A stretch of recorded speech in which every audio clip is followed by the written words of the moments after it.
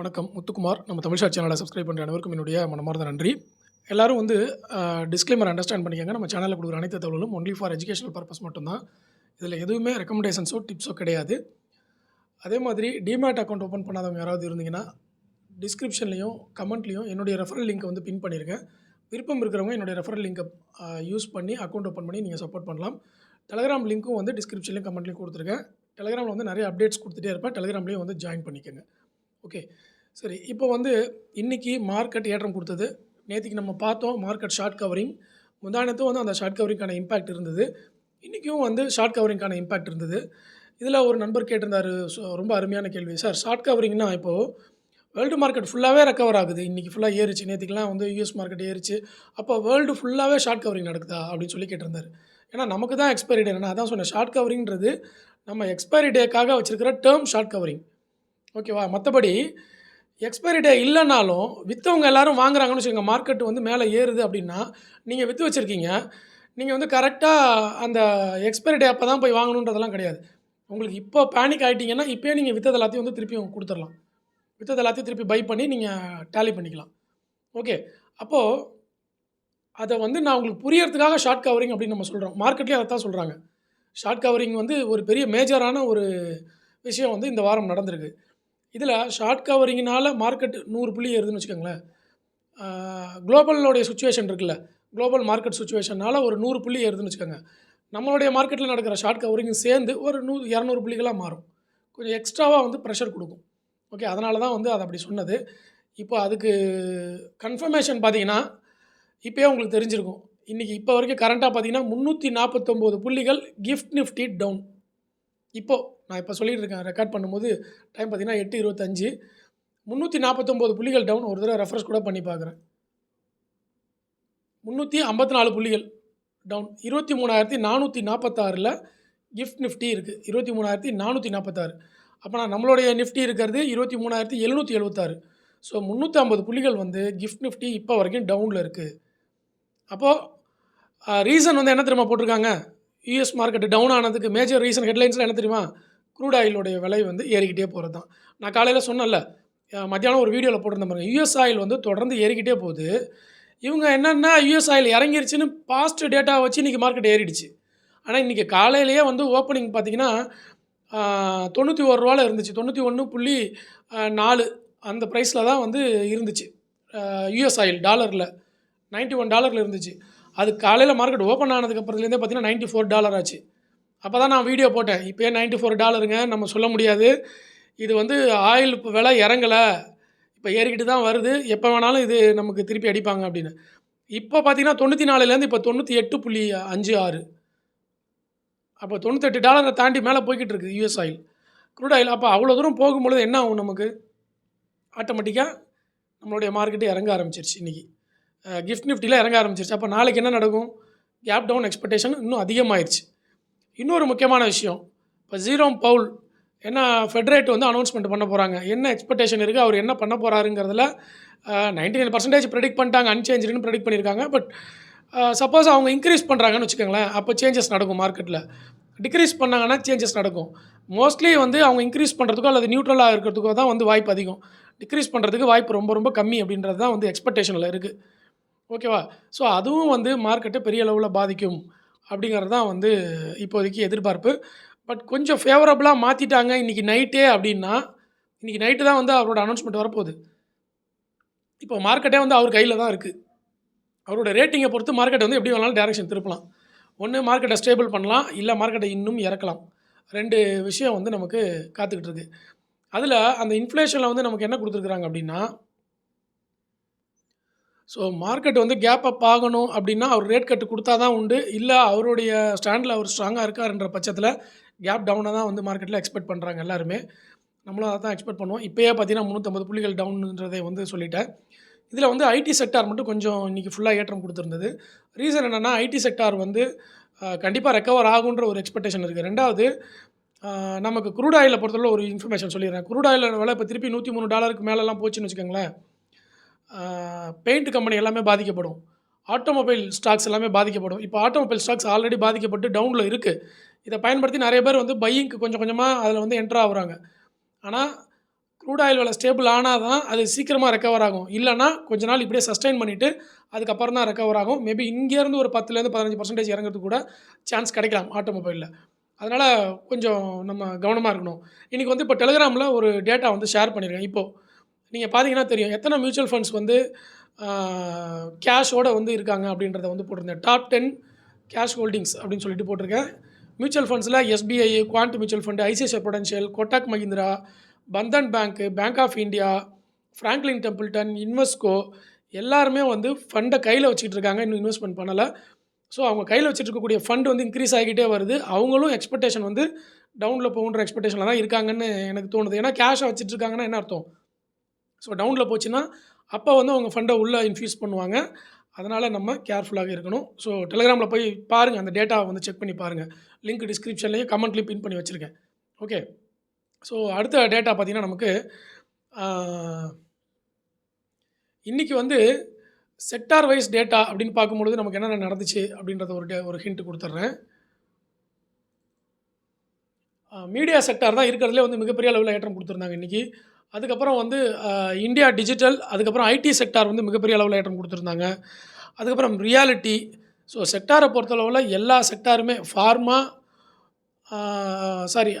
Metal, எஃப்எம்சிஜியை தவிர மற்றது எல்லாமே வந்து ஏற்றம் கொடுத்துருந்தது. ஓகே, கம்ப்ளீட்டாக வந்து இன்றைக்கி எல்லா செக்டாருமே வந்து ஏற்றம் தான் கொடுத்துருந்தது. இது இல்லாமல் நாளைக்கு எஃப்ஐஐ டேட்டா நம்ம பார்த்தோம்னா, எஃப்ஐஐ டேட்டா அப்டேட் ஆச்சுன்னு பார்த்துட்றேன். அதையும் வந்து டெலிகிராமில் போஸ்ட் பண்ணுறேன், செக் பண்ணிவிடுங்க. இன்றைக்கி வந்து எஃப்ஐஐ டேட்டா கொடுத்துட்டாங்க. எஃப்ஐஐ டேட்டா பொறுத்தவரை 2714 கோடிக்கு வந்து மைனஸ். எஃப்ஐஐ வந்து இன்றைக்கும் செல் தான் பண்ணியிருக்காங்க. டிஏஐயை பொறுத்தளவில் 3253 கோடிக்கு வந்து டிஏஐ வந்து தொடர்ந்து பை பண்ணிட்டு தான் வர்றாங்க. ஸோ எஃப்ஐஐ வந்து செல் பண்ணியிருக்காங்க. ஆனால் கம்மியாக இருக்குது எஃப்ஐஐ செல்லிங் இன்றைக்கி. நாளைக்கு நமக்கு பார்த்தா தெரியும். ஓகே, இப்போது பேசிக்கிட்டு இருக்கும்போதே நமக்கு வந்து கிஃப்ட் நிஃப்டியில் ஏதாவது சேஞ்சஸ் நடந்திருக்கான்னு சொல்லிட்டு பார்க்குறேன். எஸ், 354லேருந்து 339 மாறி இருக்குது. ஒரு 10 புள்ளி எக்ஸ்ட்ராவாக இறங்கியிருக்கு, கம்மியாக இருக்குது, அதாவது ஏறி இருக்குன்னு சொல்லலாம். ஸோ ஆல் ஓவராக பார்க்கும்போது திருப்பியும் அப்டேட் ஆகிடுச்சு. 314 புள்ளிகள் வந்து கிஃப்ட் நிஃப்டி மைனஸில் இருக்குது. அப்போது நாளைக்கு காலையில் மார்க்கெட்டுக்கு முன்னாடி 8:30க்கு நீங்கள் கிஃப்ட் நிஃப்டியை கண்டிப்பாக பார்க்கணும். குளோபல் மார்க்கெட்டை வந்து செக் பண்ணணும். ஏன் அப்படின்னா யூஎஸ் மார்க்கெட் ஃபுல்லாகவே இன்றைக்கி கம்ப்ளீட்லி டவுன். எல்லாமே வந்து 0.5% டவுன். டவ் ஜோன்ஸ் மட்டும் 0.6% டவுனில் இருக்குது. இது இன்னும் போக போக 1%, 2%லாம் போச்சுன்னா நமக்கு வந்து எக்ஸ்பெக்டேஷன் இன்னும் பெரிய கேப் டவுனாக வந்து எதிர்பார்க்குற மாதிரி ஆகிடும். இப்போ பாருங்கள், இன்றைக்கி 230 புள்ளியை ஏறிட்டு கிஃப்ட் நிஃப்டி இப்போயே 300 புள்ளி டவுன். அப்போது இன்றைக்கி ஏறினது எல்லாமே நாளைக்கு இறங்க போகுது. அப்போது நம்ம அந்த ட்ராப்பில் வந்து சிக்கக்கூடாது, புரியுதுங்களா? அதை தான் நான் வந்து போட்டிருந்தேன். நம்ம வீடியோவில் நம்ம பார்த்துட்டு இருந்தோம்ல, இது வந்து ட்ராப்பாக கூட இருக்கலாம் அப்படின்னு சொல்லிட்டு.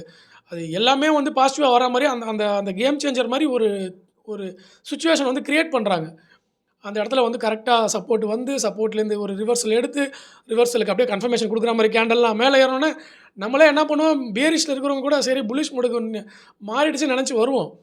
ஆனால் தெளிவாக இருக்கிறவங்களுக்கு மட்டும்தான், மார்க்கெட்டை வந்து ஒரு ஹையர் லெவல் ஃபோக்கஸ்டில் பார்க்குறவங்களுக்கு மட்டும்தான், அதாவது ஒரு ஓவர் வியூ லுக்கில் பார்க்குறவங்களுக்கு மட்டும்தான் இது செல் ஆன் ரைஸ் மார்க்கெட் அப்படின்றது புரியும்.